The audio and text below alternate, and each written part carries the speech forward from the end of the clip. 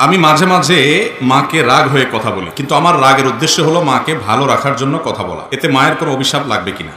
ঘরে পড়ে থাকা পুরানো কোরআন শরীফ পড়ার অযোগ্য, সেগুলো কি করব? এরপরে প্রশ্ন হলো, হজ ফরজ হওয়ার পর যদি ইচ্ছাকৃত হজ না করে তাহলে কি শাস্তি হবে? এরপরে প্রশ্ন হলো, আমার কাছে ফোন থাকলেও আমার হস্তমৈথুন হয়, না থাকলেও হয়, এ থেকে বাঁচার উপায় কি? মসজিদে জামাতের সময় মাঝখানে পিলার থাকার কারণে মুরব্বীদের মতামত অনুযায়ী সেই কাতার পুরোপুরি খালি রেখে পরের কাতারে নামাজ পড়লে নামাজ হবে কিনা? ফজর নামাজের পর নফল সালাত পড়ার কি নিয়ম আছে?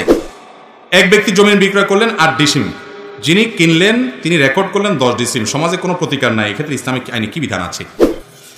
অজু ছাড়া কোরআন ধরা যাবে কিনা? না গেলে অমুসলিমরা কিভাবে কোরআন বুঝবে? ভাই, অমুসলিমদের জন্য তো শরীয়তের বিধান না, মুসলমানের জন্য অজু লাগবে কোরআন স্পর্শ করার জন্য। এটাই জমহুরুল আমাদের মত, এটাই বিভিন্ন হাদিস আসার থেকে প্রমাণিত। তবে এই অজু অমুসলিমদের জন্য আবশ্যক না, কারণ সে তো মুসলমানই হয় না, হালাল হারাম শরীয়তের বিধিবিধান তার জন্য এখনো আসে নাই। কোনো অমুসলমান যদি কোরআন বুঝে দেখতে চায় আল্লাহ কি বলছে, সে যদি জানতে চায় যে এটা আসলে আল্লাহর কোরআন কিনা বা এটাতে কি আছে, সে জানতে চায়, তার জন্য অজু লাগবে না, সে বিনা অজুতে ধরতে পারবে। কিন্তু মুসলমানের জন্য কি লাগবে? অজু লাগবে। যে স্কুলে ভর্তি হয়ে যায়, স্কুলের নিয়ম কারণ তার জন্য, যে এখনো ভর্তি হয় না তার জন্য কি নিয়ম কারণ আছে? নাই। অতএব অমুসলমানের জন্য এটা না, মুসলমানের জন্য হলো অজুর বিধান। মসজিদে জামাতের সময় মাঝখানে পিলার থাকার কারণে মুরব্বীদের মতামত অনুযায়ী সেই কাতার পুরোপুরি খালি রেখে পরের কাতারে নামাজ পড়লে নামাজ হবে কিনা? যদি এমন হয় যে পিলারের কারণে একটা কাতার এলোমেলো হয়ে গেছে, ওই একটা কাতার বরাবর ফাঁকা রেখে পরের কাতার দিলে নামাজ হবে, জামাত বিশুদ্ধ হয়ে যাবে। আর যদি ওই পিলারের ডানে বামে সুন্দর করে কাতার করা যায়, শুধু পিলারের জায়গাটা গ্যাপ থাকে, তাতেও নামাজ হবে। ওইটার কারণে কাতার যে ফাঁকা রাখা নিষেধ সেটার আওতায় পড়বে না, কারণ এখানে তো পিলার আছে, দাঁড়ানো যাচ্ছে না। বুঝতে পারছেন কথা? ওখানেও কাতার করা যেতে পারে। আর ওটা রেখে এক কাতার পেছন থেকে কাতার করলেও কোনো অসুবিধা নাই, জামাত হয়ে যাবে। ঘরে পড়ে থাকা পুরানো কোরআন শরীফ পড়ার অযোগ্য, সেগুলো কি করব? কোরআনে কারিম যেগুলো ছিঁড়ে গেছে, পড়াশোনা করে উপকৃত হওয়ার মতো আর নাই, সেগুলোকে কোনো কবরস্থানে দাফন করে দিবেন, দীর্ঘদিন থাকতে থাকতে মাটির সাথে মিশে যাবে। অথবা এমন কোনো পানিতে ফেলে দিতে পারেন যে পানিতে আস্তে আস্তে আস্তে পানিতে থাকতে থাকতে এটা পানির সাথে মিশে যাবে। বুঝতে পারছি? আর এটাকে আগুনে পোড়ানো যাবে কিনা? বিভিন্ন আসার থেকে, বিভিন্ন বর্ণা থেকে আগুনে পোড়ানোর কথাও পাওয়া যায়। সাহাবী, কোনো সাহাবীর আমল যতটুকু মনে পড়ে যে পাওয়া যায়, আগুনে পুড়িয়ে তারা আপনার এই জাতীয় ব্যবহার অযোগ্য কোরআন এগুলোকে তারা ছাই হয়তো কোথাও ফেলে দিয়েছেন, দাফন করেছেন। কিন্তু আমাদের এই সময়টাতে বিশেষ করে মানুষ আজকের পৃথিবীতে কোনো কিছুকে আগুনে পোড়ায় প্রতিবাদ জানায়, জেদের চোটে আগুনে পোড়ে, তাই না? সে পড়াটা উচিত অনুচিত আরেক কথা। যেহেতু এটা করে, অতএব আমি বলবো যে এইটা যেহেতু কোরআন হাদিস অনুযায়ী আপনাকে করতে হবে এমন কোনো নির্দেশনা না, বিভিন্ন আসার থেকে পাওয়া যায়, জাস্ট এটুকু। তো এটার উপরে আমি আমল না করার পরামর্শ দিব। কারণ হলো এটার উপরে আমল করতে গেলে বিভ্রান্তি হতে পারে, ভুল বোঝাবুঝি হতে পারে। কেউ বলবে যে হ্যাঁ কোরআনে আগুন লাগছে, এখানে আপনাকে হত্যাপন্থ করতে পারে মানুষ, ভুল বুঝে যে কোরআন অবমাননা করছে। ঠিক না? ঠিক। আরও নানামুখী সমস্যা আছে। সবচেয়ে বড় কথা হলো এটা যে একেবারে করণীয়, আপনার করতে হবে, এটাই একমাত্র অবলম্বন তা তো না। এই জন্য দাফন করা বা অন্যান্য যে পদ্ধতি আছে সেগুলো অবলম্বন করবেন। আর অনেক উলামা একরাম এগুলোরই পরামর্শ দিয়ে থাকেন, এবং সেটা আমাদের বর্তমান যে পরিস্থিতি, বর্তমান যে মানুষের আপনার পোড়ানোর ক্ষেত্রে মানুষের যে পদ্ধতি, লাইফস্টাইল এবং মানুষের যে নিয়ম, সেটাকে আমলে রাখলে আমরা বলবো যেটা দাফন করবেন অথবা সম্মানজনক কোনো জায়গায় আপনার পানির ইত্যাদিতে ফেলবেন, যেখানে আস্তে আস্তে পানির সাথে মাটির সাথে মিশে যাবে। এরপরে প্রশ্ন হলো, হজ ফরজ হওয়ার পর যদি ইচ্ছাকৃত হজ না করে তাহলে কি শাস্তি হবে? নবী করিম সাল্লাল্লাহু আলাইহি ওয়াসাল্লাম বলেছেন, তোমাদের কারো হজ ফরজ হলে হজ করে ফেলো, দেরি করবা না। কারণ দেরি করলে এমন কিছু ঘটনা ঘটতে পারে, এমন কোনো ঘটনা ঘটতে পারে যেই ঘটনার ফলে তুমি হজ করতে পারবা না। এই জন্য ওই অসময় আসার আগে আগে হজ করে ফেলো। যারা হজ বিলম্ব করেছেন তারা অন্যায় করেছেন। হজ ফরজ হয়ে গেলে সাথে সাথে করে ফেলতে হয়। আমাদের দেশে মানুষ হজ সাথে সাথে করে না কেন জানেন? কারণ অনেকে মনে করে যে হজ করে ফেললে আর আকাম কুকাম করা যায় না, এত জোয়ান বয়সে হজ করে তাহলে মুসিবত, অনেক এখন আকাম কুকাম বাকি আছে, এগুলো এত সকাল বন্ধ করে দিলে কেমনে হবে? আমি বলি ভাই, কোন হুজুর আপনার এই মাসালা দিছে যে হজ করলে আর আকাম কুকাম করা যায় না? কে বলছে? কোথায় পাইছে হজ করলে আকাম কুকাম করা যায় না? ফালতু কথা এটা। হজ করলে আকাম কুকাম করা যায় না এ কথা নাই কোথাও। আপনি হজ করার আগেও আকাম কুকাম করবেন না, হজ করা ছাড়াও করবেন না। ঠিক না ভাই? ঠিক। হজ করলে আর আকাম কুকাম করা যাবে না, এর মানে হলো হজ না করলে করা যাবে, এর মানে এটা না। আসলে কি তাই? হজ না করলে কি অপকর্ম করা যাবে, খারাপ কাজ করা যাবে, হারাম কাজ করা যাবে? সর্বাবস্থায় হারাম কাজ থেকে বেঁচে থাকতে হবে। আবার অনেকে মনে করে কি, ওই যে হজের ব্যাপারে একটা হাদিস আসছে, যে ব্যক্তি হজ করছে, মান হাজ্জা ফালাম ইয়ারফুস ওয়ালাম ইয়াফসুক রাজাআ কায়াউমি ওয়ালাদাতহু উম্মুহু, যে ব্যক্তি হজ করলো, ভালোভাবে হজ করলো, হজ করে ফিরে আসলো, সে মায়ের পেট থেকে ভূমিষ্ঠ হওয়া সন্তানের মতো আসলো। এই জন্য সারা জীবনে চুরি, ডাকাতি, 2 নম্বরী, দুর্নীতি, মানুষের রক্ত চোষা, জমির আইল ঠেলা, তারপরে যত রকমের হারাম ঘুরি আছে সব করে পয়সা করে কামাইয়া এরপরে বুড়া বয়সে রিটায়ারমেন্টের পরে সুন্দর করে টুপি টাপা লাগায়া সাদা কাপড় পরে হস্টেজ করে দেখে যে সব ব্যানিশ করে দিয়ে চলে আসলো। এত সোজা ভাইরা মা, এটা ভুল ধারণা। তাহলে ওই যে হাদিসে আসছে হজ করলে নিষ্পাপ হয়ে যায়, তার মানে কি?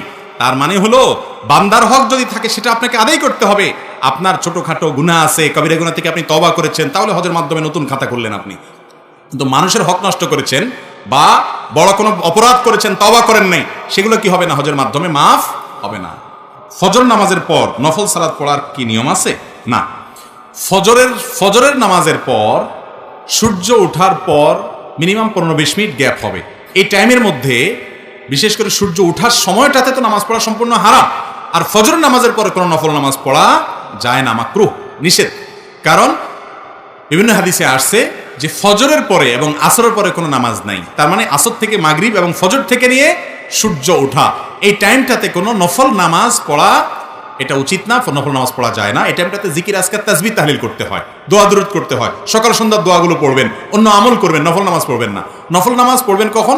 সূর্য উঠে মিনিমাম 15-20 মিনিট গ্যাপ হয়ে গেছে, দেরি হয়েছে, এরপর থেকে আপনি এবার জোহর নামাজ ওয়াক্ত হওয়ার আগ পর্যন্ত যত মনে হচ্ছে নফল পড়েন, অসুবিধা নেই। কথা কি বুঝতে পারছি?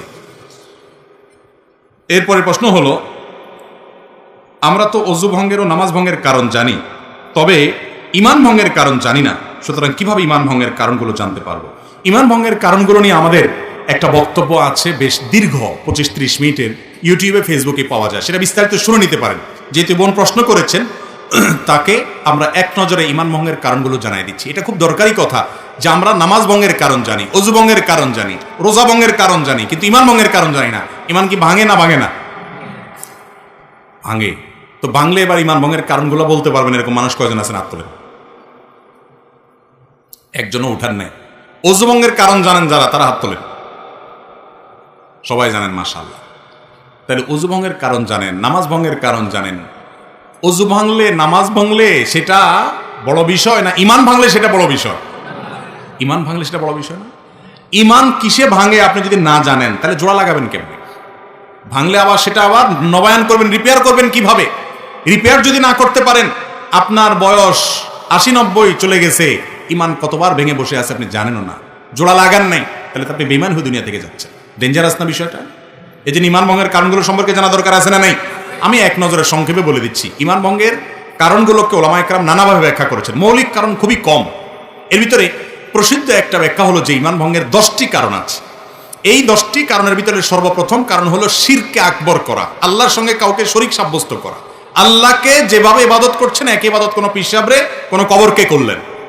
আপনি আল্লাহকে যেভাবে উপাসনা করতেছেন, সেই উপাসনাটা যদি কোনো মানুষকে করেন, আল্লাহকে যে ইবাদত নিবেদন করতেছেন, সেই ইবাদত একইভাবে অন্য কোনো মানুষ বা ব্যক্তিকে বা কোনো বস্তুকে করেন, যেভাবে মুশরিকরা কোনো মূর্তির সামনে ইবাদত করে সে যেরকম শিরকে লিপ্ত হয়, মুশরিক হয়ে যায়, মুসলমানের সন্তান ঈমান আনার পর যদি শিরকে আকবর করে, তাহলে সেক্ষেত্রে সে কি হয়? মুশরিক হয়। এই বড় শিরক, এটা ঈমান ভঙ্গের কারণ। বড় শিরক কিভাবে হয়, বিস্তারিত হয়, এগুলো আমরা জানবো ইনশাআল্লাহ বিইذনিল্লাহ অন্য কোনো আলোচনায়। দ্বিতীয়ত, আল্লাহর সাথে বান্দার যদি কোনো মিডিয়া সাব্যস্ত করেন, কিরকম মিডিয়া? যে এর ছাড়া আল্লাহরে পাওয়া যাবে না। যেমন আমাদের অনেক ধর্মের ভাইয়েরা মনে করেন যে আল্লাহকে পাইতে হইলে সরাসরি পাওয়া যাবে না, বিভিন্ন দেবতা ধরতে হবে, এই জন্য অনেক দেবতার পুজো করে তারপরে ঈশ্বর পর্যন্ত, আল্লাহ পর্যন্ত যেতে হবে। ইমানদার যদি মনে করে যে আল্লাহকে পাইতে হইলে আল্লাহর বিভিন্ন ভায়া আছে, এগুলো ধরতে হবে, ওনাদেরকে ছাড়া আল্লাহকে পাওয়া যাবে না, এরকম যদি মনে হয় এবং আল্লাহর ইবাদতটা তাদের মাধ্যমে করে, তাহলে সেটাও ঈমান ভঙ্গের কারণ। তৃতীয়ত, ঈমান ভঙ্গের কারণ হলো যে যদি কেউ মনে করে যে ব্যক্তি অমুসলমান, কাফের, ভিন্ন ধর্মের অনুসারী, বেঈমান, ঈমান আনেন নাই, মনে করে যে না তারটাও ঠিক আছে, তাহলে এই লোক বেঈমান, এই লোক ঈমান থেকে খারিজ হয়ে যায়, এটা ঈমান ভঙ্গ হয়ে যাওয়ার মতো কারণ। কারণ আপনি একটা লোক আল্লাহর প্রতি অবিশ্বাসী, আপনি বললেন না তারটাও ঠিক আছে। আমাদের অনেক মুসলমান ভাইরা আছে আজকাল, তাদের বিশ্বাসগুলো গোলালু মার্কা বিশ্বাস হয়ে গেছে। তাদের বিশ্বাসগুলো এখন আপনার শৈথিল্য প্রদর্শনকারীদের বিশ্বাস হয়ে গেছে। কিরকম? সেটা বলে যে সব ধর্মই ঠিক আছে। এরকম কিছু সুশীল আছে না, সুশীল, এই সুশীল টাইপের মুসলমান আছে কিছু, যে বেশি ভালো সাজে, বলে যে সব ধর্মই ঠিক আছে। সব ধর্মই তো ভালো কথা বলে। যেই ব্যক্তি আপনার মালিকের অস্তিত্বই স্বীকার করে না বা মালিকের একত্ববাদের স্বীকৃতিই দেয় না, সে কিভাবে ঠিক থাকে? তার অনেক ভালো কাজ থাকতে পারে, ভালো কাজকে আপনি ভালো বলেন, কিন্তু সে কখনো আল্লাহর কাছে গ্রহণযোগ্য ইমানদার হতে সে ইমানদারই না, আল্লাহর কাছে গ্রহণযোগ্য বান্দা হতে পারে না। এই জন্য যে বেঈমান তাকে বেঈমান মনে করতে হবে, যে ইমানদার তাকে ইমানদার মনে করতে হবে।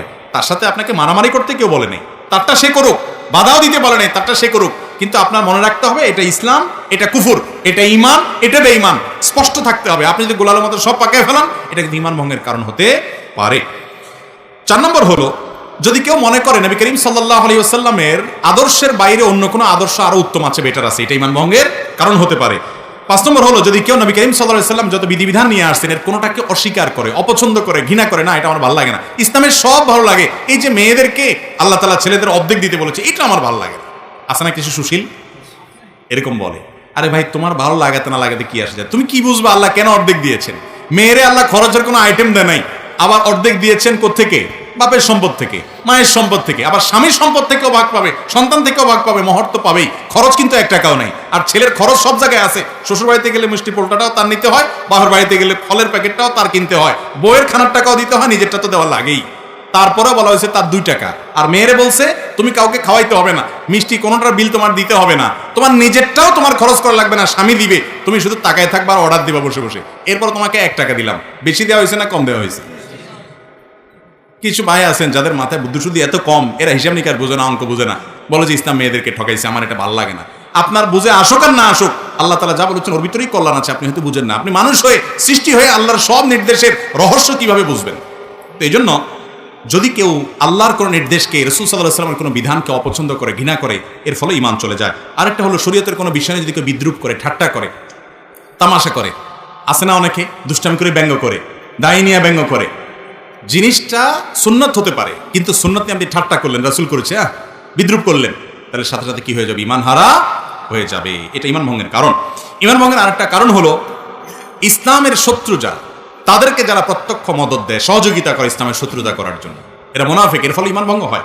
ঈমান ভঙ্গের আরেকটা বড় কারণ হলো, কেউ যদি মনে করে কিছু মানুষ আছে এরা ইসলামের গণ্ডির, ইসলামের বিধিবিধানের ঊর্ধ্বে উঠে গেছে, এদের নামাজ কালাম পড়া লাগে না। কিছু পিসাব দেখবেন তারা নামাজ কালাম পড়ে না, বলে না বাবার এগুলা করা লাগে না, বাবা অনেক ঊর্ধ্বের জগতের মানুষ, আছে না এরকম কিছু বাবা? আরে ভাই, আপনার বাবা এত ঊর্ধ্বে উঠে গেছে যে তার নামাজ পড়া লাগে না? আমার নবীজি সাল্লাল্লাহু আলাইহি সাল্লাম তিনি মৃত্যুর আগ মুহূর্তে, বুখারীর হাদিস, যে 2 জন সাহাবীর কাঁধে 2 হাত দিয়া হেঁটে হেঁটে মসজিদে যে নামাজ পড়ার মতো ক্ষমতা ছিল না। যারা মদিনায় গেছেন জানেন, ওনার কবরটা ছিল ওনার বাসা, আর ওনার মিম্বরটা থেকে এখানে কতটুকু দূরত্ব, আমাদের এই প্যান্ডেল থেকে ওই প্যান্ডেলের মাথা এত দূর হবে না, এত কাছে, এইটুক যাওয়া, হেঁটে যাওয়ার শক্তি ছিল না। তখন 2 সাহাবীর কাঁধে 2 হাত ভর করে তিনি দাঁড়িয়ে তাদের শরীরের উপরে ভার ছেড়ে দিয়ে পাওটাকে মাটির সাথে হেঁচড়াতে হেঁচড়াতে, টানতে টানতে নিয়ে মসজিদে নামাজ পড়ছেন মৃত্যুর আগ মুহূর্ত পর্যন্ত। আর আপনার বাবার নামাজ পড়া লাগে না? এ বাবা কি ভণ্ড বাবা না? আল্লাহ কোরআনে বলছেন, ওয়াবুদ রাব্বাকা হাত্তা ইয়াতিয়াকাল ইয়াকিন, তোমরা আল্লাহর ইবাদত করো ইয়াকিন আসার আগ পর্যন্ত। বলে যে আমাদের বাবার ইয়াকিন এসে গেছে, আর লাগে না। অথচ এখানে ইয়াকিন শব্দের অর্থ হলো মৃত্যু। সব ইয়াকিন মানে বাংলা ইয়াকিন না, বা বিশ্বাস না, দৃঢ়তা না। এখানে উদ্দেশ্য হলো ইয়াকিন মানে মৃত্যু। সমস্ত তাফসীর কিতাবগুলোতে লিখছে, এবং এটাই এটার ব্যাখ্যা। যাই হোক, তো যদি কোনো ব্যক্তি মনে করে যে তার ইবাদতবন্দি করা লাগে না, সে আফার লেভেলে উঠে গেছে, এটাও ঈমান ভঙ্গের কি হতে পারে? কারণ হতে পারে। ঈমান ভঙ্গের আরেকটা কারণ হলো জাদু। জাদুকে যদি কেউ হালাল মনে করে, জাদুতে লিপ্ত হয়, জাদু বলতে ব্ল্যাক ম্যাজিক যেটাকে বলা হয়, কুফরি কালাম, এর মাধ্যমে মানুষের ক্ষতি করা হয়, আছে না নাই অনেকগুলো, এটাও ঈমান ভঙ্গের কারণ। এবং ঈমান ভঙ্গের আরেকটা কারণ হলো দ্বীনের ব্যাপারে একেবারে আপনার বেখেয়াল, একেবারে বেখবর। কিরকম বেখবর? ধরেন আপনার কখনো সে নামাজ পড়ে না, কখনো দিনের কোনো বিষয় নেই, নাম কাজতে শুধু মুসলমান, আর ইসলামের কোনো কিচ্ছুতে তার মধ্যে নেই, তাহলে এই ব্যক্তিকে মুসলমান বলার কারণ থাকতে পারে না, কারণ ইসলামের কোনো কিছুই তার মধ্যে দেখা যায় না। আল্লাহ তাআলা আমাদেরকে ঈমান ভঙ্গের কারণগুলো থেকে হেফাজত থাকার তৌফিক দান করুন। এরপরে প্রশ্ন, আলেমদের ঐক্যমতের ব্যাপারে আপনার কোনো ভূমিকা আছে কিনা এবং কাজটা পারবেন কিনা? ভাই, এক্ষেত্রে ডক্টর খন্দকার আব্দুল্লাহ জাহাঙ্গীর রাহিমাহুল্লাহর একটা কথা খুবই চমৎকার। সেটা হলো, স্যার বলতেন যে বাবারে, উম্মতকে ঐক্যবদ্ধ করা এটা আমার সাধ্যের বাইরে, আমি পারবো না। এত বিভক্ত উম্মতকে কিভাবে এক করবো, এত ক্ষমতা আমার হাতে নাই। তবে একটা কাজ আমি করতে পারবো, সেটা হলো কি, যাতে করে উম্মতের মধ্যে দূরত্ব তৈরি না হয়, ঐক্য যাতে নষ্ট না হয়, আগুন লাগছে সেখানে যাতে ঘি ঢালা না হয়, এই কাজটা আমি করতে পারি। আর এই একটা কাজ আমি নিজেও করার চেষ্টা করি, আপনাদেরকে অনুরোধ করি করান। উম্মতকে এক করার চেষ্টা আপনার যদি করার সামর্থ্য বিলকুল না থাকে, দরকার নেই, আপনি অন্তত একটা কাজ করেন, আমরা একটা কাজ করি, ঐক্য সে অর্থে আসলে পুরোপুরি সম্ভব না। সবাই একমত হয়ে যাবে, এক কথায় চলে আসবে, দুই কথা হবে না, সবার বুঝ একরকম হবে, এটা কোনোদিন সম্ভব না। যতদিন মানুষ থাকবে মতপার্থক্য থাকবে। সাহাবীদের মধ্যেও কি ছিল? মতপার্থক্য ছিল। আমাদেরকে যেটা করতে হবে সেটা হলো যে আমরা যাতে দূরত্বগুলো কমাইতে পারি, দূরত্ব যেটা হয়ে গেছে নানা কারণে সেটা যেন কি করতে পারি, কমাইতে পারি। সেই জন্য একে অন্যের প্রতি শ্রদ্ধাশীল হইতে হবে, আন্তরিক হইতে হবে। একজন মানুষ বেদাত করতেছে, আপনি বুঝতেছেন কাজটা বেদাত, তাহলে আপনি ওই ব্যক্তিকে শত্রু মনে করবেন না। স্যার রাহিমাহুল্লাহ বলতেন, বেদাতে লিপ্ত ব্যক্তি সে আমার শত্রু না, সে আমার বিপদগ্রস্ত ভাই, ভাইয়ের পেটের ভাই। মাদকে আসক্ত হয়ে গেছে, মদ খেয়ে পড়ে থাকে, নষ্ট হয়ে গেছে, তাকে আমি শত্রু মনে করব না, তার জন্য আমার মায়া হবে, আমার ভাইটা নষ্ট হয়ে গেছে, ঠিক না বে ঠিক? তো আমার মুসলমান ভাই যদি বেদাত করে তার প্রতি আন্তরিকতা থাকবে, মায়া থাকবে, আমি তার বেদাত থেকে নিজেকে বাঁচাবো এবং তাকে বোঝানোর চেষ্টা করব, বিভিন্নভাবে দোয়া করব, কিন্তু তাকে শত্রু বানাবো না। এখন তো আমরা শত্রু বানাই, রেশারেশি করে ফেলি, ঠিক না বে ঠিক? ভাইরা আমার, উম্মতের ঐক্য, এটার চাইতে আমরা যদি উম্মতের দূরত্ব কমানোর চেষ্টাটা বেশি করি তাহলে সেটা মনে হয় আমাদের জন্য সহজ হবে, যে আমার দ্বারা দূরত্ব যেন না হয়। আমি ব্যক্তিগতভাবে চেষ্টা করি এমনভাবে কথা বলার, এমনভাবে চলার যাতে দূরত্ব তৈরি না হয়। তারপরও আমি মানুষ, বলে উঠবে না, আমাকে ধরাই দিবেন সবাই যে তোমার এই কথাটার কারণে উম্মতের ঐক্য নষ্ট হচ্ছে, এই কথাটার কারণে দূরত্ব সৃষ্টি হচ্ছে, এই কথাটা আরো ভালোভাবে বলা দরকার ছিল। আমি সবসময় সংশোধন করার জন্য প্রস্তুত আছি। আল্লাহ তাআলা বহুদা বিভক্ত এই মুসলিম উম্মাহকে আল্লাহ তাআলা একত্র হওয়ার, অন্তত দূরত্বগুলোকে কমিয়ে কাছাকাছি থাকার তৌফিক দান করুন। আমরা বিভিন্ন মতের মানুষ হতে পারি, কিন্তু আমরা সবাই বেশি, আমরা যারা আছি ম্যাক্সিমাম যে ইখতিলাফটা পারস্পরিক হয়ে থাকে, আহলে কিবলাতে ইখতিলাফ বেশিরভাগ। আমাদের কিবলা এক, আমাদের রাসূল এক, আমাদের আল্লাহ এক, আমাদের কোরআন এক, আমাদের হাদিস এক, আমাদের জান্নাত এক, আমাদের জাহান্নাম এক। ভাই, জান্নাতে কোরআন হাদিসের অনুসারীদের মধ্য থেকে যত মতপার্থক্যপূর্ণ বলয় আছে, গ্রুপ আছে, যদি তাওহীদ ঠিক থাকে, ঈমানটা যদি পরিপূর্ণ পিওর থাকে, তাহলে এই সব গ্রুপ থেকে মানুষ জান্নাতে যেতে পারে কি পারে না? তাহলে জান্নাতে আপনার যাওয়া লাগতে পারে, এরকম মানুষের সাথে শত্রুতা কেন পোষণ করবে? অতএব পারস্পরিক কাদা ছোড়াছড়ি, দলাদলি করবেন না আল্লাহর ওয়াস্তে। বিশেষ করে আলেমদের মতো পার্থক্যের মধ্যে সাধারণ মানুষ জড়াইয়া আপনারা গ্রুপবাজি করবেন না। আমার পক্ষ হয়ে আরেক হুজুরের গোষ্ঠী উদ্ধার করলেন, আর হুজুরের পক্ষ হইয়া ফেসবুকে আমার বিরুদ্ধে যুদ্ধ করবে, এটা করবেন না। যারা আমাকে মহব্বত করেন, ভক্তি করেন, ভালোবাসেন, আমি সবসময় বলি, ভাই আমাকে যদি কেউ গালি দেয়, আল্লাহর হস্তে আপনি পাল্টা আরেকটা গালি দিয়েন না। যদি দেন তাহলে আপনি আমাকে অনুসরণ করলেন না, এটা আমি আদর্শে বিশ্বাস করি না। আপনি আমাকে মহব্বত করেন, কেউ গালি দিলে পারলে তারা বুঝায়েন, না পারলে তাকে আল্লাহর হাওলা করে চলে আসেন, কামড়িতে যায় না। আমাকে ভক্তি করতে গিয়ে অতিরঞ্জন করে কোনো আলেমের সাথে বেয়াদবি করিয়েন না, এবং আল্লাহ আমাকেও যেন এটার উপর আমল করার তৌফিক দান করুন, বলুন আমিন। আমাদের দেশে এখন উম্মতকে এক করা অনেক বেশি দরকার। ভাই, 4-5 জন হুজুর 4-5 পথের মতের, ধরেন এক হুজুর এক গ্রুপের, আমি আর নাম নিতেছি না কোনো গ্রুপের, আরেক হুজুর আরেক গ্রুপের, আপনারা বিভিন্ন গ্রুপের হুজুর চিনেন না? এই 4-5 গ্রুপের হুজুর একসাথে হয়ে একটা সেলফি তুলছে, মানে কোথাও যাচ্ছে একটা ছবি উঠাইছে যে 4-5 হুজুর এক প্লেটে খানা খাইছে বা একসাথে বসছে। পাবলিক খুব খুশি হয়ে যায় না? ফেসবুকে এসব ছবি গেলে লাইকের বন্যা পড়ে যায়। এখান থেকে বোঝা যায় পাবলিক চিন্তা করলো, আল্লাহ, এই 1 কেজি ব্যাং মাপা সম্ভব, কিন্তু হুজুর 4-5 জন একসাথে করা সম্ভব না। ব্যাং মাপা বুঝছেন? পাল্লার মধ্যে 1 কেজি ব্যাং উঠে মাপা সহজ না কঠিন? কঠিন কাজ না? বলি এই কাজটা যত কঠিন, ভিন্ন ভিন্ন চিন্তার, আজকাল আমাদের অবস্থা এরকম হয়ে গেছে, ভিন্ন ভিন্ন চিন্তার মুসলমানদেরকে এক করাটা তার চাইতে কঠিন হয়ে গেছে। একটু এক হয়ে গেলে মানুষ আশাবাদী হয় যে আলহামদুলিল্লাহ দূরত্ব কমবে। আমি আদর্শিক দেউলিয়াপনার কথা বলছি না, খবরদার। যারা তাওহীদ বুঝছেন, শিরক মুক্ত ইমানের গুরুত্ব বুঝেছেন, যারা বেদাত মুক্ত আমলের গুরুত্ব বুঝেছেন, বিরাট বড় নেয়ামত পাইছেন ভাই। কিন্তু আপনার এই নেয়ামতের কারণে আপনি আবার অহংকারী হয়ে বাকি সবাইকে একেবারে গরু ছাগল মনে করে তাদেরকে শত্রু বানায়া আপনি নিজে এমন কিছু করবেন না যাতে আপনার গুনাহ হয় উল্টা। এই জন্য আল্লাহর নেয়ামতের শুকর আদায় করেন আর অন্যদেরকে সংশোধনের জন্য কাজ করেন, দরদ বা মায়াটা অন্তরে রাখেন। আমি নিজেও যে পারি তা না, অনেক ভুল ত্রুটি হয়। আল্লাহ তাআলা আমাকে আপনাকে আমাদের সবাইকে সংশোধন হওয়ার তৌফিক দান করুন।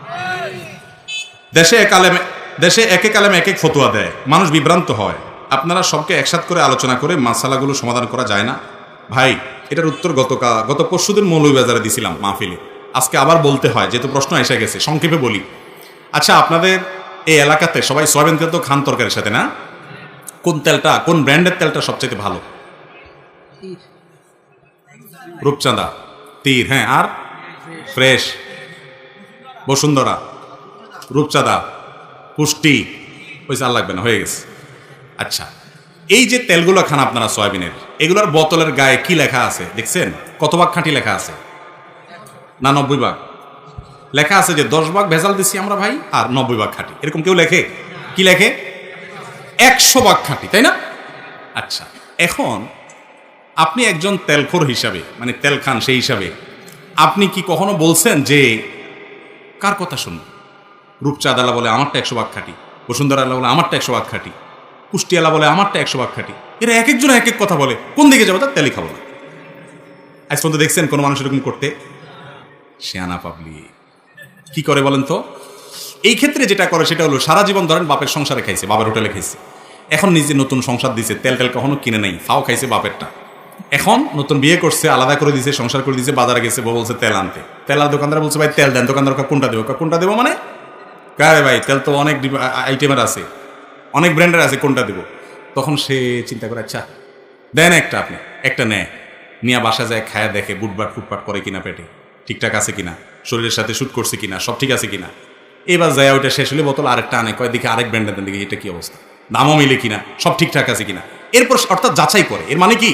যাচাই করে। সে যাচাই বাছাই করার পর তার কাছে মনে হয়েছে দামে দস্তুরে তার শরীরের সাথে ফিট হওয়ার সব মিলে তার কাছে একটা ব্র্যান্ড ভালো হয়েছে, সে বলে এটাই ভালো। এই যে আপনারা একজন একটা বলতেছেন, এটা হলো তার ফল, ঠিক না? ঠিক যেভাবে হোক সে যাচাই করে। এইভাবে যে সবাই যাচাই করে তা না, একজন একইভাবে যাচাই করে।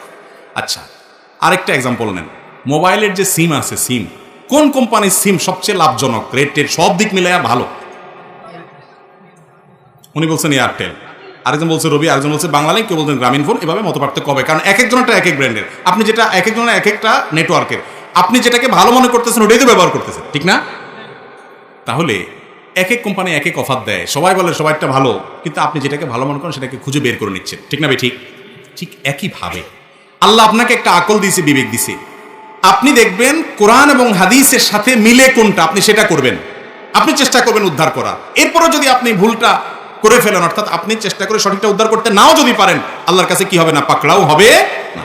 কিন্তু আপনি যদি হুজুরদের দোষ দিয়ে দেন, হুজুররা এক একজন এক এক কথা বলে, দুধ নামাজই পড়বো না, এটা কোনো বুদ্ধিমানের কাজ হতে পারে না।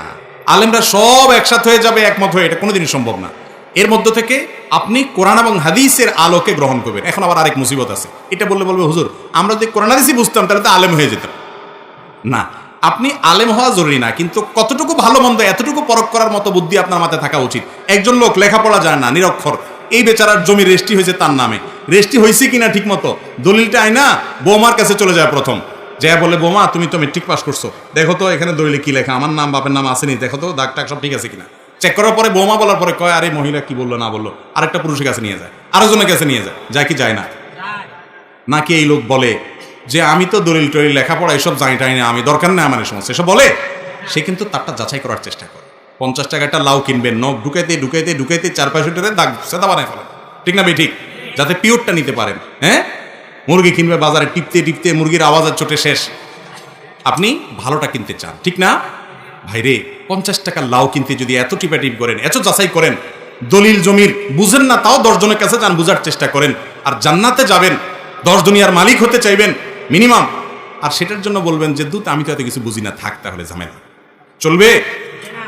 চেষ্টা করতে হবে। আপনি কিচ্ছু বুঝেন না, 7 সমুদ্র 13 নদী পার হইয়া ভিসা টিকিট কিনা বিদেশ চলে যান, টাকা কামায় নিয়ে আসেন, সবই তো বুঝেন মাশাআল্লাহ। দিনের ব্যাপার আসলে বলেন দে এত ঝামেলা কে বুঝে, হুজুর এসব কামড়া কামড়ি করে, আমি এসবে নাই। আপনি ফেরেশতা সাজেন, জান্নাত আপনার মতো আলস মানুষের জন্য আসেন। চেষ্টা করবো তো সঠিকটা উদ্ধার করার। বিবেক খরচ করতে হবে। এই বিবেক শুধু জমির দলিল বোঝার জন্য না, এই বিবেক আল্লাহ দিয়েছে শুধু লাউ টিপার জন্য না, এই বিবেক দিয়েছে আল্লাহ তাআলা আপনার ভালো কোনটা মন্দ কোনটা বোঝার জন্য। আলেম ওলামাদের মধ্যে কে কোরআন হাদিসের আলোকে বলে, কে মন গড়া বলে, কে বেদাতের দিকে ডাকে, কে সুন্নতের দিকে ডাকে, কে শিরকের দিকে ডাকে, কে তাওহীদের দিকে ডাকে, এতটুকু বোঝার মতো কমন সেন্স আল্লাহ আপনাকে দিয়ে রেখেছেন, এটার ব্যাপারে কোনো আপত্তি চলবে না। আল্লাহ আমাদেরকে বোঝার এবং আমল করার তৌফিক দান করুন। এক ব্যক্তি জমি বিক্রয় করলেন 8 ডিসিম, যিনি কিনলেন তিনি রেকর্ড করলেন 10 ডিসিম, সমাজে কোনো প্রতিকার নাই, এক্ষেত্রে ইসলামিক আইনে কি বিধান আছে? দেখেন, যে ব্যক্তি কিনলেন তিনি যদি একজন মানুষকে অশিক্ষিত পেয়ে বা সহজ সরল পেয়ে 10 ডিসিম রেজিস্ট্রি করে নেন, তাহলে তিনি 8 ডিসিম জমি কিনলেন, আর বাকি 2 ডিসিম জমি কিনেন নাই, জাহান্নাম ভোগ করলেন। কি ভোগ করেছেন? জাহান্নাম ভোগ করেছেন। ভাইরে, এই জমিন কবরে নিতে পারবেন না, ছেলেমেয়েরা ভাগযোগ করে নিয়ে যাবে, কিন্তু আপনাকে ঠিকই এর জন্য আল্লাহর কাছে জবাবদিহি করতে হবে। এক বিগত জায়গায় যদি কারোর অন্যায়ভাবে কেউ আত্মসাৎ করে, সাতবক জমিনকে আল্লাহ তাআলা তার গলা ঝুলিয়ে দিবেন এবং তাকে ধসাতে থাকবেন। জঘন্য শাস্তি। আল্লাহ কোরআনে বলেছেন, যারা অন্যের সম্পদ অন্যায়ভাবে আত্মসাৎ করে তারা তাদের পেটে তারা আগুন প্রবেশ করায় সম্পদ না। অতএব ওই যে 2 ডিসিমিল জায়গা অতিরিক্ত লিখিয়েছেন, ওইটা জায়গা লেখেন না, ওইটা জাহান্নাম লেখাইছে। আল্লাহ তাআলা আমাদেরকে বুঝার তৌফিক দান করুন। হারাম এটা কখনো আমাদেরকে আরাম দেয় না ভাইরে। এই চুরিদারি করে আইল ঠেলি করে মানুষ কখনো শান্তি পায় না, বড়লোক হয় না, ছোট লোকই থাকে। শুধুমাত্র শয়তান তাকে দিয়ে পাপের কাজ করা। এজন্য হারাম ছাড়ার জন্য কলিজা লাগে, ইমান লাগে। আমি হারাম খাবো না, আল্লাহ তাআলা ইনশাআল্লাহ হালালে কি দিবে? বরকত দিবে। এরপরে প্রশ্ন হলো, আমার কাছে ফোন থাকলেও আমার হস্তমৈথুন হয়, না থাকলেও হয়, এ থেকে বাঁচার উপায় কি? এই প্রশ্ন সম্ভবত আমার একটা প্রশ্ন উত্তর দেওয়ার প্রেক্ষিতে ভাই করেছেন। আমরা বলেছিলাম যে যারা হস্তমৈথুনের বদভ্যাসে আক্রান্ত হয়ে গেছেন, এই হারাম থেকে কবিরা গুনাহ থেকে বের হতে পারছেন না, তাদেরকে বলেছিলাম যে স্মার্টফোনে আজে বাজে জিনিস দেখার ফলে এই বিপদগামিতার পথে মানুষ যায়, এগুলো দেখা বন্ধ করেন। তো প্রশ্নকর্তা বলেছেন যে এগুলো দেখা বন্ধ করার পরে অনেকের হবে, সেটা খুব লিমিটেড সময়ের জন্য। আপনি যদি নিয়মিত ধরেন 2-3 মাস স্মার্টফোন দেখা বন্ধ করেন, অর্থাৎ স্মার্টফোন দেখা বলতে হারাম জিনিস দেখা বন্ধ করেন, হারাম কোনো ভিডিও খারাপ জিনিস দেখা বন্ধ করেন, অফলাইন অনলাইনে কোনোভাবে না দেখেন, প্রথম কিছুদিন হয়তো ওই আগে যেগুলো দেখেছেন সেগুলোর মনে হয়ে আপনার ভিতরে এই পাপের তাড়না জাগ্রত হবে। কিন্তু দীর্ঘদিন পর্যন্ত যখন আপনি নিজেকে এটা থেকে দূরে সরাবেন, ইনশাআল্লাহ একসময় দেখবেন এটা আল্লাহ তাআলা ভুলাই দিচ্ছেন। বিশেষ করে যখন তওবা করবেন, খাঁটি তওবা, আল্লাহ তাআলা ভুলাই দিবেন। একটু সময় লাগবে, এজন্য ওই সময়টা ধরে থাকতে হবে। নামাজে যাবেন, নামাজের মধ্যে ওই জেনার কথা মনে আসবে, খারাপ জিনিসের কথা যেগুলো দেখে আসছেন, এই জন্য দেখা ছেড়ে দেন।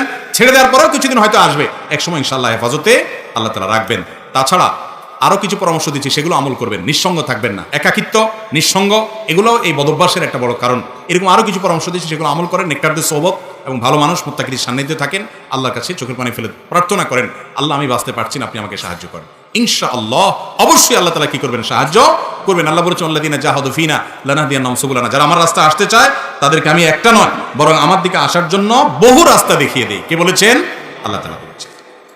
আমি মাঝে মাঝে মাকে রাগ হয়ে কথা বলি, কিন্তু আমার রাগের উদ্দেশ্য হলো মাকে ভালো রাখার জন্য কথা বলা। এতে মায়ের কোনো অভিশাপ লাগবে কিনা?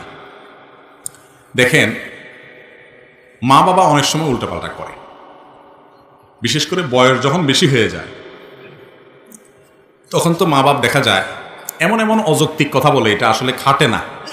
ঠিক না? ঠিক। এক ভাইয়ের অনেক আছে, তারপরও বাপে বলে না ওর কিছু নাই আসলে, আরে এ মিসকিন বেচারা, ওরে দে। একটা দিকে টানে তো টানতেই আছে, আর একটা দেখতেও পারে না। এরকম অনেক উল্টাপাল্টা বুড়া বয়সে মা বাপ করে, ব্যালেন্স ঠিক থাকে না। তো মা বাপ যখন বৃদ্ধ বয়সে চলে যায় ভাইরে, তখন ব্যালেন্স রাখতে পারে না বেচারা। এই বয়সটাতে আপনাকে আমাকেও হায়াতে বাঁচায় রাখলে আল্লাহ তাআলা যেতে হতে পারে। পৃথিবীতে সকল সন্তানের কাছে সকল বাপ মা, হাতে গোনা ব্যতিক্রম কিছু থাকতে পারে, সবসময় ব্যাকডেটেড থাকে। ব্যাকডেটেড বুঝেন মানে কি? ওল্ড, আগের যুগের, খাটে না এমন কথাবার্তা বলে, স্মার্ট না। কারণ সন্তান সবসময় প্রোগ্রেস থাকে, আপডেটেড থাকে, তারা সবসময় আধুনিক এবং অনেক বেশি অগ্রসর থাকে, যার কারণে বাপ মারা অনেক কিছু বুঝে না। ধরেন আজকালকার কথা, ফেসবুক ইউটিউবের কথাই বলে। একটা ফেসবুক ইউটিউবের কোনো কথা আপনি আপনার অনেক বাপ মা আছে বুঝাইয়া বলতেই পারবেন না। ঠিক না? ঠিক। তো এই যে ব্যাপার, এই ব্যাপারগুলোর কারণে যুবকদের কাছে, সন্তানদের কাছে অনেক সময় মনে হয় দুধ আব্বা কি বলে, আম্মা কি বলে, এগুলো অযৌক্তিক, খাটে না, তাও বলে। এই যে আমার বুদ্ধির সাথে তার মিলতেছে না। আবার আমি যখন বুড়ো হয়ে যাব, আমার ছেলে মেয়েরা আবার এত আপডেটেড হবে, এত আপ টু ডেট হবে যে তাদের কাছে আবার আমি এরকম ব্যাকডেটেড থাকবো। ঠিক না? ঠিক। কারণ দুনিয়ার সামনে আগাচ্ছে না আস্তে আস্তে। তো এই সময়টাতে বাবা মার সাথে বুঝে না আসলেও, অযৌক্তিক কিছু বললেও বেয়াদবি করা যাবে না। কঠিন একটা জায়গা। আল্লাহ তাআলা জান্নাতে যাওয়াটা শর্ত করে দিয়েছেন, রিদার রব্বি ফি রিদাল ওয়ালিদাইন ওয়া সাখাতুর রব্বি ফি সাখাতিল ওয়ালিদাইন। মা বাপ সন্তুষ্ট তো আল্লাহ সন্তুষ্ট, মা বাবা সন্তুষ্ট তো আল্লাহ সন্তুষ্ট। কথা সাফ। তুমি নামাজ পড়তে পড়তে কপালে সিল লাগাই ফেলছো, কিন্তু তোমার মা বাবা তোমার উপরে সন্তুষ্ট না, তোমার আচরণে তারা কষ্ট পায়, তাহলে তোমার জান্নাতে যাওয়ার কোনো পথ খোলা নেই।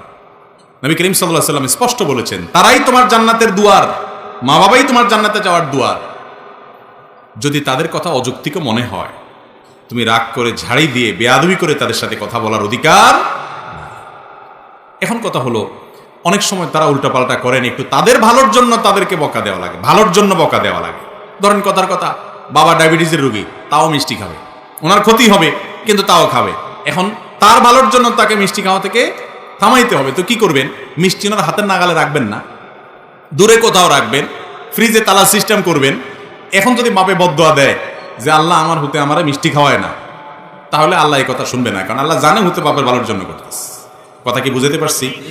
কিন্তু তাই বলে আপনি বেয়াদবি করতে পারেন না, ব্যবহার খারাপ করতে পারেন না, শক্ত ভাষায় কথা বলতে পারবেন না। অনেক সময় রাগ করা যায় মায়ের সাথে, বাপের সাথে। সে রাগটা হয় মায়ার রাগ। কিরকম মায়ার রাগ? ধরেন আপনি আপনার বাবা মাকে বললেন, দেখো তোমার ভালোর জন্য আমি বলছি, তুমি নিজের শেষ করে দিবা। আপনি অস্থির হয়ে বললেন, কিন্তু আপনার বলা থেকে বাপ মা বুঝবে যে আমার ভালোর জন্য বলতেছে, কষ্ট পাবে না, বরং তাদের ভালো লাগবে ছেলে আমাকে মায়া করে। কথা কি বুঝাতে পারছি? তো এই টাইপের রাগ করতে পারেন। কিন্তু যদি আপনি বেয়াদবি করেন, চোখ রাঙান, শক্ত ভাষায় কথা বলেন এবং ধমক দিয়ে কথা বলে দমান, যেটাকে বেয়াদবি বলে, সেটা তাদের ভালোর জন্য আপনি করতে পারবেন। অনেক যুবকরা জিজ্ঞেস করে, বাপে নামাজ পড়ে না, মায়ে নামাজ পড়ে না, কি করবো? ধমক দিতে পারবো? আমাকে না, ধমক দিতে পারবেন না। নরম সুরে যতটুকু পারেন বলবেন, তাতে উনি মানলে মানবেন, না মানলে নাই। আপনি বেয়াদবি করার ইখতিয়ার রাখেন। কোরআনে আল্লাহ কেন বলেছেন, ইম্মা ইয়াবলুগান্না ইনদাকাল কিবারা আহাদুহুমা আও কিলাহুমা, তোমার মা বাবার উভয় অথবা যে কোনো একজন বৃদ্ধ হয়ে গেলে, বার্ধক্যে গেলে, ফালা তাকুল্লাহুমা উফ ওয়ালা তানহারহুমা, মা বাপকে ধমক দিয়ে কথা বলো না, উফ বলিও না যখন তারা বুড়া হয়ে যায়, বার্ধক্যে চলে যায়, বৃদ্ধ হয়ে যায়। কেন আল্লাহ এটা বলছেন? তার মানে কি জোয়ান থাকতে মা বাপের সাথে বেয়াদবি করা যাবে? কি বলেন? আল্লাহ বলছেন যখন বার্ধক্যে পৌঁছায় তখন উফ বলিও না, ধমক দিও না। তাহলে এর মানে উল্টাটা কি বোঝা যায়? বার্ধক্যে যতদিন পৌঁছাবে না ততদিন পর্যন্ত কি করতে পারো? ধমক দিয়ে কথা বলতে পারো। আসলে কি তাই? কেন? তার কারণ হলো আল্লাহ রাব্বুল আলামিন বার্ধক্যের কথাটা এই জন্য বলেছেন, আল্লাহ জানেন জোয়ান বয়সে ছেলে মেয়েরা বাপ মার সাথে বেয়াদবি সাধারণত করে না। কারণ যদি করে, কানটা মলে ঘরের থেকে বাইর করে দেওয়ার ক্ষমতা ওই বেটার আছে, বাপের জোয়ান বয়স আছে এখন, ঠিক না? ঠিক। যখন বেচারা রিটায়ারমেন্টে চলে যায়, উপার্জন বন্ধ হয়ে যায়, কোনো পথ থাকে না, ছেলেদের উপরে ডিপেন্ডেন্ট থাকে, ওই টাইমটাতে ছেলেরা বেয়াদবি করার ভয়টা থাকে, যেহেতু তাদের খায়। এই জন্য আল্লাহ সাবধান করছে, ওই টাইমে তুমি কেয়ার করবা, ওই টাইমে তোমাকে কেয়ার করতে হবে। জোয়ান বয়সে তুমি কেয়ার এমনি করতে বাধ্য, কারণ বেশি তেড়ামি করলে, বেয়াদবি করলে ঘাটটা ধরে বাইর করে দেওয়ার ক্ষমতা ওনার আছে। প্রোটেকশন কোরআন থেকে আর বলে না দিল আছে। এই জন্য বার্ধক্যের কথা আল্লাহ বলেছে। এই জন্য বাবা মার সাথে কখনো রুক্ষ আচরণ করা যাবে না, যত যাই হোক। ওনারা উল্টাপাল্টা করলে অন্য কাউকে দিয়ে বলাবেন, আপনি সুন্দরভাবে বলবেন, ধমক দিতে পারবেন না, শাসন করতে পারবেন না। রাগ করবেন, যে রাগ থেকে মধু ঝরবে, যে রাগ থেকে উনি বুঝবেন যে আমাকে মায়া করে রাগ করছে। আল্লাহ তাআলা আমাদের আমলের তৌফিক দান করুন। এরপরে প্রশ্ন হলো, আমার সন্তান ভূমিষ্ঠ হওয়ার কিছুদিন বাকি আছে, দিনদার সন্তান পাওয়ার জন্য কি কি আমল বেশি বেশি করা উচিত? একজন গৃহিণী প্রশ্ন করেছেন। সন্তান যেন দিনদার হয়, সন্তান যেন আল্লাহ ভীরু হয়, এটার জন্য গর্ভস্থ মা তিনি গর্ভ থাকা অবস্থায় সন্তানের জন্য কি কি করতে পারেন? আমাদের অনেক ভাইরা আছেন, তারা বলেন যে গর্ভ অবস্থায় এ আমল করতে হয়, আমল করতে হয়, অমুক দোয়া করতে হয়। আসলে কি? দেখুন, আমাদের সন্তান যেন আমাদের অন্তর জুড়ানো সন্তান হয়, সেটা আমরা সবাই চাই, তাই না? বেশিরভাগ মা বাপ চান যে আমার সন্তান যেন থাকে দুধে ভাতে। ঠিক আছে, দুধে ভাতে থাকুক, সুখে থাকুক। এর চাইতে বড় চাওয়া উচিত আমার সন্তান থাকুক মানুষের মতো মানুষ হয়ে, আল্লাহর খাঁটি গোলাম হয়ে, আল্লাহর সাথে পরিচিত হয়ে, কারণ তাতে তার আখিরাতও ঠিক থাকবে, দুনিয়াও ঠিক থাকবে। আর এটা যেন থাকে, সেজন্য গর্ভাবস্থায় বিশেষ করে একজন মা তিনি আল্লাহর কাছে বেশি বেশি সাধারণভাবে দোয়া করবেন, আল্লাহ আমার সন্তান যেন নেককার হয়, আল্লাহ আমার যেন একটা ভালো সন্তান হয়, সেজন্য আল্লাহ ভীরু হয়, সেজন্য আল্লাহ আপনাকে চিনে, সেজন্য মুত্তাকি পরহেজগার হয়। বিশেষ করে কিছু দোয়া কোরআন হাদিসে শেখানো আছে, সেগুলো বলতে পারেন। জাকারিয়া আলাইহিস সালামের দোয়াটা পড়তে পারেন, ইব্রাহিম আলাইহিস সালামের দোয়াটা পড়তে পারেন। আল্লাহ কোরআনের সূরা ফুরকানের ৭৪ নম্বর আয়াতে যে দোয়া শিখেছেন সেটা পড়তে পারেন। রব্বানা হাব লানা মিন আজওয়াজিনা ওয়া যুররিয়াতিনা কুররাতা আয়ুন, আল্লাহ এমন পরিবার সন্তান দেন যারা আমার চোখ শীতল করবে। ওয়াজআলনা লিল মুত্তাকিনা ইমামা, এবং আমাদের গোটা পরিবারকে মুত্তাকিদের ইমাম হওয়ার তৌফিক দান করেন। এই দোয়া পড়তে পারেন। আরেকটা দোয়া আছে জাকারিয়া আলাইহিস সালামের দোয়া, রব্বি হাবলি মিন লাদুনকা যুররিয়াতান তাইয়্যিবা ইন্নাকা সামিউদ দুআ, আল্লাহ আমাকে আপনার তরফ থেকে নেক সন্তান দেন, ভালো সন্তান, সুসন্তান দেন। আপনি দোয়া শ্রবণ করেন। আরো দোয়া আছে, রব্বি হাবলি মিনাস সলিহিন, হে আল্লাহ আমাকে আপনি নেক সন্তান দেন। আরো এরকম দোয়া আছে। এই দোয়াগুলো বিশেষ করে পড়বেন। গর্ভবতী মায়ের জন্য বিশেষ আমল না, এটা সবসময় এটা করবেন, গর্ভাবস্থা আরো বেশি করে করবেন। আর এর পাশাপাশি দোয়া কবুলের সময়গুলো, যেমন ভোর রাত, ৫ ওয়াক্ত নামাজের পর, নামাজের শেষ বৈঠক, এরকম কিছু টাইম আছে দোয়া কবুলের সময়। বৃষ্টির সময় দোয়া কবুল হয়, তারপর মুরগির ডাকের সময় দোয়া কবুল হয়, আজানে কামতের মাঝখানে দোয়া কবুল হয়। দোয়া কবুলের যে জায়গা, শুক্রবারে দোয়া কবুল হয়। শুক্রবার একটা বিশেষ সময় আছে, অনেকে বলেছেন আসর মাগরিব এবং সূর্য ডুবার আগে। এই টাইমগুলোতে দোয়া কবুল হওয়ার সম্ভাবনা বেশি থাকে। এই টাইমগুলোতে গর্ভবতী মা বলেন, অন্য যে কেউ দোয়া করবেন এই টাইমে।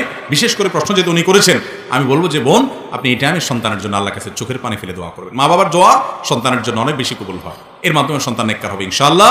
সেই সাথে গর্ভাবস্থায় নেক আমল করলে সন্তানের উপরে তার ভালো প্রভাব পড়ে, ইতিবাচক প্রভাব পড়ে। কোরআন তেলাওয়াত করা, ভালো ভালো কাজ করা, গুনাহের কাজ না করা, হারাম জিনিস না দেখা, মোবাইলে টেলিভিশনে, এই টাইমে অন্য সময় তো করতেই হবে, বিষয় ইবাদতের দিকে খেয়াল করা। এগুলোর মাধ্যমে ইনশাআল্লাহ নেক সন্তান আল্লাহর কাছ থেকে আশা করা যেতে পারে। বাকি এমনি গর্ভাবস্থা করার জন্য আলাদা কোনো হাদিসে পৃথক কোনো আমল বলা হয় না, আমি যতটুকু জানি। আল্লাহ আলম বিসওয়াব। এরপরে প্রশ্ন হলো, অজু করার নিয়ম এক একজন এক এক রকম বলে, আমাদের তো অজু না হলে সালাতও হবে না, সুতরাং অজু করার সঠিক নিয়ম জানতে চাই। অজু করার নিয়ম আবার এক একজন এক এক কথা বলে, এটা আমি প্রথম শুনলাম। নামাজ নিয়ে, নামাজের মাসআলা নিয়ে অনেক মত পার্থক্য আছে, অনেক গন্ডগোল ঝামেলা আছে। অজু নিয়ে ঝামেলা আছে, আমি তো জানি না, প্রায় সবই এক। তারপরে তিনি জানতে চেয়েছেন, অজুর সুন্নাত তরিকা হলো, আপনি প্রথম 2 হাতের কবজি পর্যন্ত ধোবেন, 2 হাতের কবজি পর্যন্ত 3 বার ধোবেন। এরপরে পানি নিয়ে 3 বার কুলি করবেন। কয়বার কুলি করবেন? 3 বার। কুলিটা করার সময় ভালো করে মুখের ভিতরে পানিটাকে নাড়া দিয়ে সম্ভবত একটু গড়গড়া করবেন। গড়গড়া করতে না পারলে অন্তত ভালো করে নাড়া দিবেন 3 বার।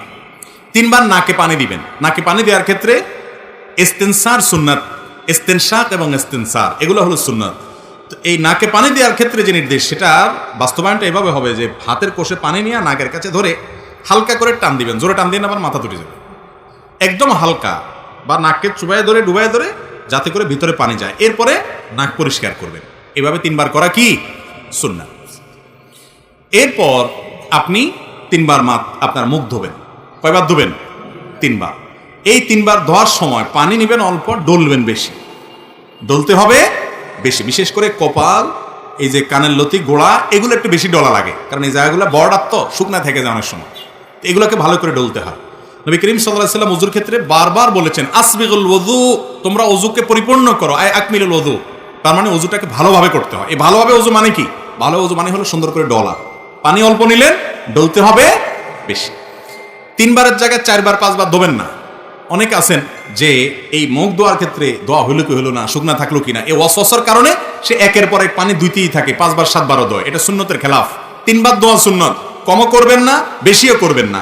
3 বার পানি নিয়ে যদি আপনি বেশি করে ডলেন, অনেক সময় ধরে ডলেন, শুকনা থাকবে না।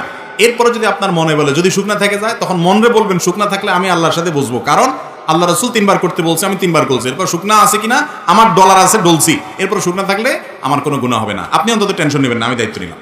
যদি আপনি ডলারটা সুন্দর মতো করেন আর 3 বার দোন, শুকনা যদি আছে এরকম মনে হয়, বুঝবেন এটা ইবলিসে আপনারা দিয়ে পানি অপচয় করাবে, নামাজের জামাত ছুটাবে, আপনাকে ক্ষতিগ্রস্ত করবে নেক্সট সুরতে। এরকম ওয়াসওয়াসা নামাজের মধ্যে যে শয়তান দেয়, ওইটার নাম হলো খিনজাব, হাদিসে আসছে। ওইটা বিশেষ এক টাইপের ইবলিস আছে, যে মানুষের নামাজের মধ্যে বিশেষ করে যত রকম ওয়াসওয়াসা আছে সেগুলো দেয়। এই জন্য এটা ওই ইবলিসের কথা শুনবেন না। যদি মনের ভিতরে ওয়াসওয়াসা আসে, বুঝবেন যে ইবলিস হাজির হয়ে গেছে। আপনার অজুতে বেশি পানি নষ্ট করায়, বেশি সময় নষ্ট করায় আপনাকে ক্ষতিগ্রস্ত করবে। আপনার মনে হবে যে 3 বারের জায়গায় আমি 5 বার দিতেছি, আমি তার বেশি ভালো করতেছি। বেশি ভালো, বেশি ভালো। এই বেশি ভালো তো ভালো না। বেশি ভালো কি ভালো? ভালো না। তাহলে কয়বার দিতে হবে? 3 বার। এই 3 বার ধোবেন। দাড়ি যদি পাতলা হয় তাহলে একেবারে গোড়া পর্যন্ত যেন যায়, এরকম পানি দিয়ে চেষ্টা করবেন আপনার গোড়া পর্যন্ত পানি পৌঁছান। এরপরে 3 বার হাত ধোবেন।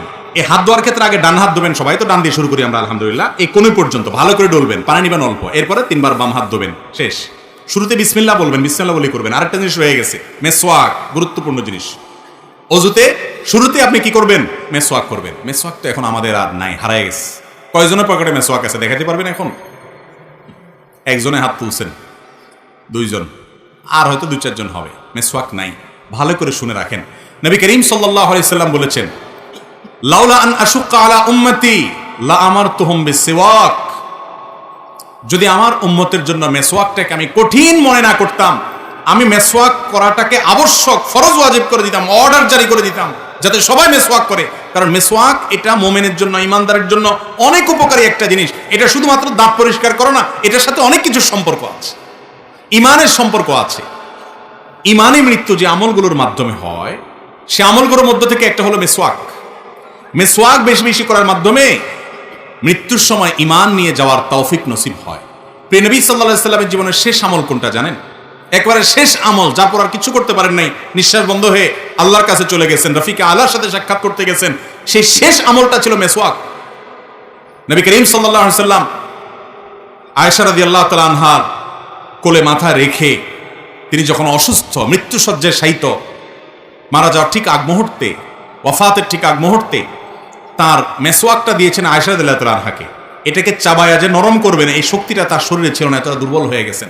তখন আয়েশা রাদিয়াল্লাহু তাআলা আনহা নিজের চাবায়া সেটাকে নরম করে নবী সাল্লাল্লাহু আলাইহি ওয়াসাল্লামের হাতে তুলে দিয়েছেন। তিনি সেই মেসওয়াক করেছেন। এই মেসওয়াক করতে করতেই এরপর দুনিয়া থেকে চলে গেছেন। কত গুরুত্বপূর্ণ আমল হলে নবী সাল্লাল্লাহু আলাইহি ওয়াসাল্লাম জীবনের শেষ আমল এটা হয়। আর ইবলিস এখন আমাদের থেকে এই আমলটাকে এমনভাবে বিদায় করেছে, হাজার হাজার মানুষের মধ্যে দু চারজন মেসওয়াক তারা করে না, ওযু করে নামাজ পড়ে কিন্তু মেসওয়াক করে না। ভাইরা আমার, আমাদের দাঁতে যে নার্ভগুলো আছে এগুলোর সাথে ব্রেইনের একটা সম্পর্ক আছে। মেসওয়াক এটা করার মাধ্যমে আল্লাহ রাব্বুল আলামিন বান্দার ব্রেইনে ঈমানকে তরতাজা রাখেন। এবং এটা নিয়ে বেশ কয়েকটা গবেষণা আছে, দারুণ দারুণ কিছু গবেষণা আছে। এই গবেষণাগুলো আমি যাদের প্রতি খুব আস্থা রাখি, এরকম কিছু ভাইয়েরা আমাকে পড়ে তার নির্যাসটা জানিয়েছেন। আমি তাদের উপরে ভরসা, তাদের উপর আস্থা রেখে আমি সেই আর্টিকেলগুলো সম্পর্কে টুকটাক আরও জানার চেষ্টা করেছি। করার পরে আমার কাছেও পরিষ্কার হয়েছে তাই যে মেসওয়াকের সাথে মানুষের ঈমানে মৃত্যু নসিব হওয়ার একটা সম্পর্ক অনেক সুনিবিড় আছে। আমরা ব্রাশ করি, করেন আপনি ব্রাশ? আমরা আজকাল আঠালো খাবার খাই, চকলেট খাই, এমন কিছু খাই যেগুলো 1400 বছর আগে মানুষরা খেতেন না, সেই হিসাবে আমরা ব্রাশ করি, পেস্ট ব্যবহার করেন।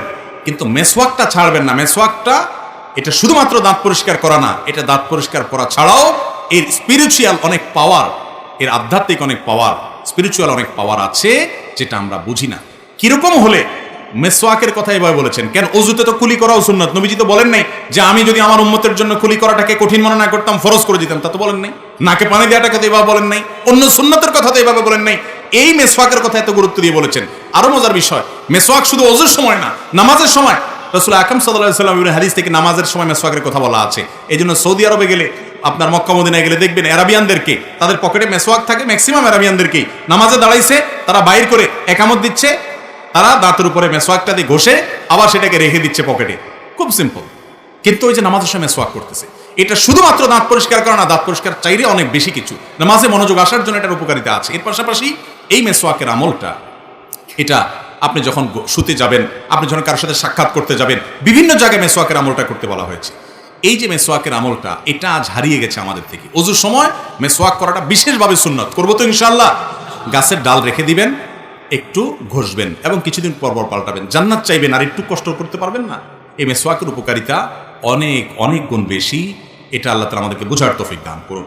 তো যেটা বলতেছিলাম ওযুর নিয়ম সম্পর্কে, যে ওযুর নিয়ম এটা যখন আমরা বলতে গেছি, মেসওয়াকের কথাটা দেখেন শয়তানও আমার ভুলে দিছি, অথচ এটাকে আমি খুব গুরুত্বের সাথে করি। আমার ব্যক্তিগতভাবে আমার বাসা মেসওয়াক বান্ডিল সহকারে আমি রাখি, বান্ডিল সহকারে, যাতে করে সব বাচ্চারা মেসওয়াক করার অভ্যাস গড়ে ওঠে। এবং এমনভাবে রাখা হয় যাতে অনেকগুলো মেসওয়াক থাকে, কখনো টান যেন না পড়ে।